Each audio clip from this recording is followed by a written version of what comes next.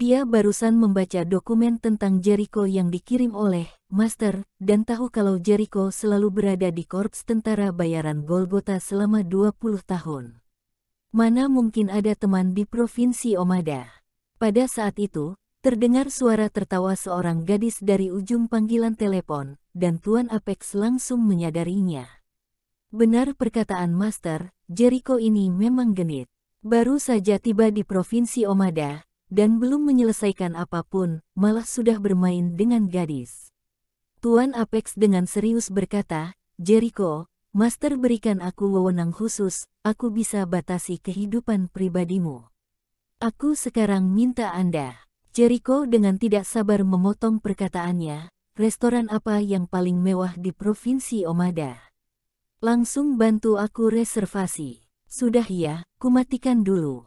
Mata Dakota penuh dengan hati merah, semakin dia memandang Jericho, semakin puas dirinya. Demi mengundang dirinya makan, sampai rela reservasi penuh restoran yang paling mewah di Provinsi Omada, benar-benar murah hati. Benar-benar makanan yang pantas buat aku, Dakota. Dakota dengan hati-hati bertanya, pahlawanku, bagaimana aku harus memanggilmu? Jericho menjawab, Margaku Vasquez, kamu panggil aku Kak Vasquez saja. Dakota berkata, Kak Vasquez, baik, aku panggil kamu Kak Vasquez saja. Kak Vasquez, sebenarnya kamu tidak perlu reservasi penuh, terlalu boros nanti. Jericho dengan serius menjawab, mana mungkin biarkan kamu yang cantik dan berharga untuk makan di ruangan yang sama dengan orang lain. Itu berarti penghinaan untukmu. Kamu cantik seperti sebuah awan, aku tidak ingin ada sepercik noda pun dalam dirimu. Dakota menjadi sangat terharu, penyakit tergila-gila karena cinta sudah sampai di tahap yang tidak bisa disembuhkan lagi. Kak Vasquez adalah pria yang lembut, sopan, bahkan murah hati. Dan yang paling penting, dia menganggap Dakota seperti sebuah bunga. Saat ini, dia bahkan sudah tahu harus memberi nama apa untuk anak mereka berdua. Dakota bertanya, Jericho, aku boleh undang sahabatku ikut makan juga. Dia juga ingin bertemu dengan pahlawanku.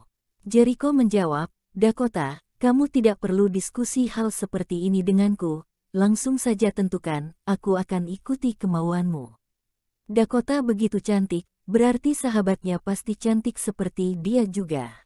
Kalau malam ini bisa mendapatkan sepasang wanita cantik ini, sudah benar-benar untung sekali. Dakota dengan wajah manis penuh kebahagiaan menjawab, Kak Vasquez, kamu baik sekali. Dakota mengeluarkan ponselnya dan menelepon Tokia, Tokia, aku kasih tahu satu berita besar, aku sudah temukan pahlawanku, dan sekarang kami sedang sama-sama.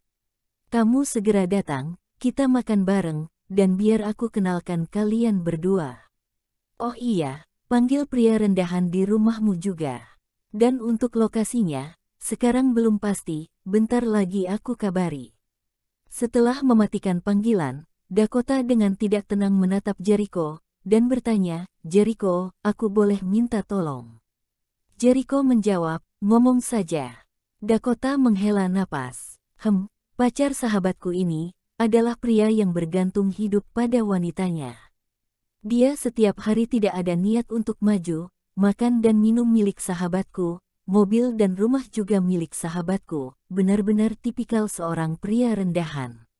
Aku ingin kamu tunjukkan kemampuan dan kekayaanmu di hadapan dia, agar permalukan dia, biar dia bisa lihat sendiri, kalau Anda adalah contoh yang harus dimiliki semua pria. Semoga kejadian nanti bisa dorong dia untuk lebih maju, setidaknya bergantung dengan kemampuan dia sendiri untuk hidup, dan bukan selalu bergantung dengan sahabatku. Jericho terlihat sedikit marah. Sudah zaman apa ini, kenapa masih ada pria rendahan? Orang seperti ini hanyalah aib bagi para pria, tidak pantas jadi pria. Tenang saja, aku akan buka pikirannya. Dakota mengangguk, harus sadar ya Tokia, aku sudah berusaha keras untukmu. Kalau bukan untuk motivasi Reka, mana mungkin aku biarkan dia untuk makan bersama dengan pahlawanku. Itu adalah penghinaan untuk pahlawanku.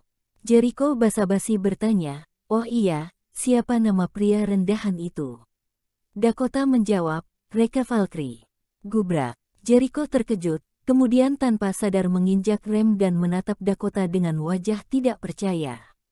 Reka Valkyrie. Jangan-jangan Reka dari Tomota Group. Dakota kebingungan, dan tidak mengerti kenapa reaksi Kak Vasque begitu besar.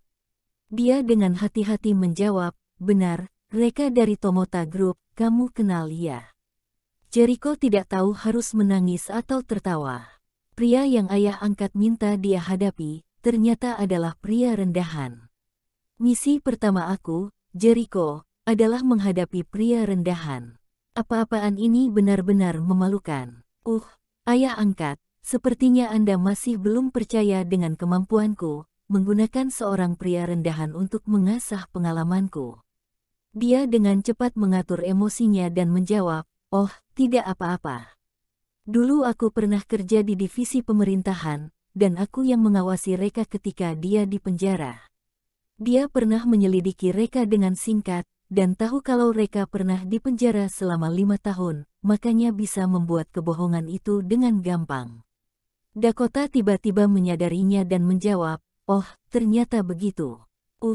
Aku benar-benar bingung, sahabatku begitu luar biasa dan banyak pria yang ingin mengejarnya, tapi dia tidak mau. Kenapa malah jatuh ke tangan mantan narapidana ini? Kesal sekali aku, benar-benar kesal. Dan pada saat ini, ponsel Jericho berdering. Itu adalah pesan singkat dari Tuan Apex, yang memberitahu kalau dia telah menyewa restoran paling mewah di kota Geffen, restoran Michelin. Jericho langsung menghadap Dakota dan berkata, Dakota, beritahu sahabatmu, kita sudah sewa restoran Michelin, kasih tahu mereka untuk kumpul di restoran Michelin. Restoran Michelin. Dakota menutup mulutnya karena terkejut. Restoran Michelin berbeda dengan hotel berbintang, dan mereka tidak pernah ada aturan menyewa seluruh restoran. Mau kita sekaya apa juga tidak bisa. Bahkan keluarga Mas Hita, sebuah keluarga bergengsi di kota Midgard tempat dia tinggal juga tidak memiliki kemampuan untuk menyewa penuh restoran Michelin. Pahlawanku benar-benar luar biasa. Bok. Dakota langsung mengeluarkan ponselnya, dan mengirim pesan kepada Tokia. Tomota Group. Reka sedang diam-diam merasa senang. Karena saat ini, Dakota sedang berlutut dan memohon maaf pada dia. Bang Valkyrie, dulu aku yang salah, aku yang buta dan tidak sadar dengan kehebatanmu, dan selalu menekanmu. Aku sudah salah, aku akan introspeksi diri, dan aku tidak akan buat seperti ini lagi nanti. Aku akan hormat padamu seperti hormat pada ayah kandung sendiri. Reka dengan ikhlas menjawab, sudah sadar akan kesalahanmu dan mau mengubahnya, itu adalah hal yang baik. Aku pun tidak mau debat denganmu lagi, baiklah, kali ini kamu kumaafkan. Dakota dengan ekspresi samar tiba-tiba berkata, Bang Valkyrie, sebenarnya aku sudah tahu kalau kamu adalah pahlawanku. Aku sudah terlalu dalam cinta denganmu sampai tidak bisa tahan diriku. Aku ingin nikah denganmu, aku ingin lahirkan anak denganmu.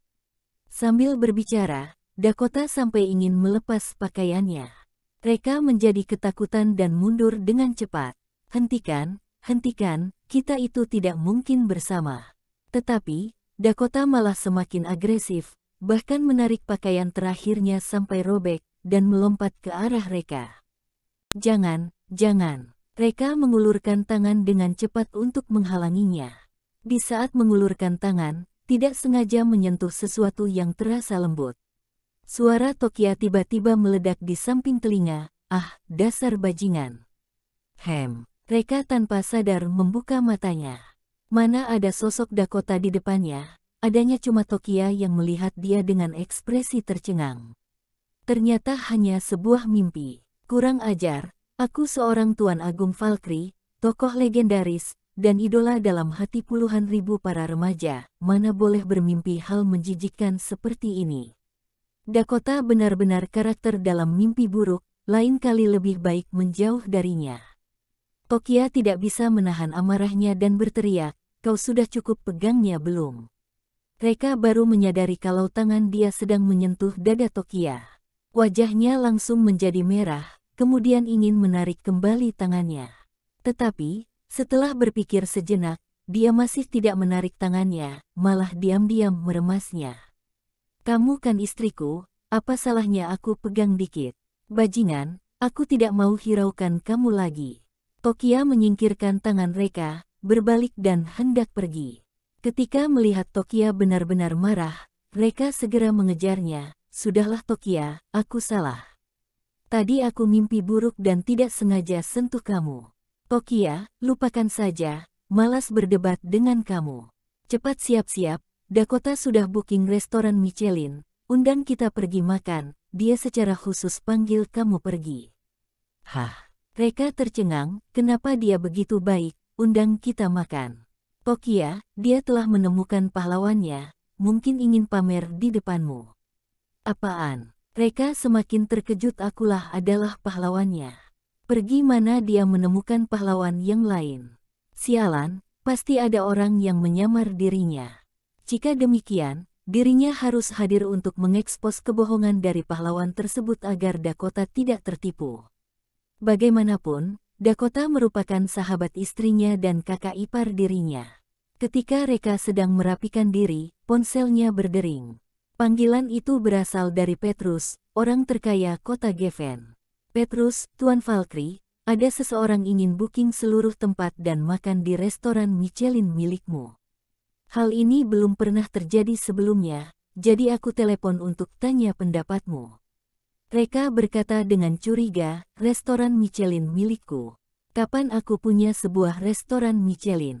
Petrus berkata, kamu lupa ya. Kemarin kamu bawa sarapan untuk Nona Tokia, tapi tidak sengaja dijatuhkan oleh sekretarisku. Kemudian kamu lihat sarapan Michelin yang dibawakan oleh sekretarisku terasa enak, jadi kamu langsung memerintahkan aku untuk akuisisi restoran Michelin ini, khusus untuk menyediakan sarapan untuk Nona Tokia. Reka memiliki kesan terkait masalah ini, dia tiba-tiba menyadarinya, iya ternyata benar ada hal ini. Aku tanya kamu, berapa banyak restoran Michelin yang ada di kota Geffen kita? Petrus, ini satu-satunya. Reka menganggukkan kepala. Jika memang demikian berarti orang yang memesan tempat tersebut mungkin adalah pahlawan Dakota. Reka berkata, tamu yang booking tempat itu sebenarnya ingin undang aku. Tapi, kamu sebarkan bahwa orang yang booking seluruh tempat hari ini adalah aku, bukan dia. Petrus, oke, paham. Hari ini satu-satunya restoran Michelin di kota Geffen sangat ramai. Hampir 100 anggota staf di restoran semuanya berdiri di depan pintu, menyambut kedatangan tamu terhormat. Hari ini, seluruh restoran Michelin telah dibuking, hal ini belum pernah terjadi sebelumnya. Karena restoran Michelin tidak mempunyai aturan untuk booking semua tempat, berapa banyak uang yang diberikan pun juga tidak boleh. Mereka yang dapat memesan semua tempat seharusnya memiliki kekuatan yang luar biasa. VIP super tinggi semacam ini harus disambut dengan baik. Beberapa tamu yang baru saja tiba ini mendengar bahwa ada seseorang ingin memesan semua tempat, mereka semua sadar diri dan pergi. Mereka juga tahu bahwa orang yang dapat booking restoran Michelin adalah orang kaya, mereka tidak sanggup menyinggungnya. Riku berasal dari keluarga Mashita yang merupakan keluarga terkaya di kota Midgard juga membawa pacarnya ke restoran Michelin ini untuk makan. Tentu saja, dia juga dilarang masuk ke dalam. Dia merasa kecewa dan bersiap untuk membawa pacarnya pergi. Begitu berbalik, dia melihat Dakota bersama seorang pria asing keluar dari mobil Bentley. Riku selalu meremehkan Dakota dan sering menyindir dia. Tentu saja kali ini, dia tidak akan melepaskan kesempatan yang bagus ini untuk menyindirnya. Dia berkata dengan dingin, "Sepupu, kebetulan sekali, apakah kamu datang untuk makan juga? Aku sarankan kamu makan di restoran lain agar tidak diusir keluar, hal itu sangat memalukan." Ketika melihat Riku, Dakota menjadi gugup tanpa sadar. Dia ketakutan dengan sindiran Riku. Tetapi adanya dukungan dari pahlawan, dia juga memiliki kepercayaan diri dan berkata dengan cuek, "Kenapa? Kalian tidak bisa masuk?" "Ya, kamu tidak bisa masuk, bukan berarti kami juga tidak bisa masuk." "Benarkah?" Riku mencibir, "Bagus, aku akan berdiri di sini lihat kalian diusir keluar." Jericho melirik Riku dengan jijik, kemudian menarik Dakota berjalan masuk ke dalam.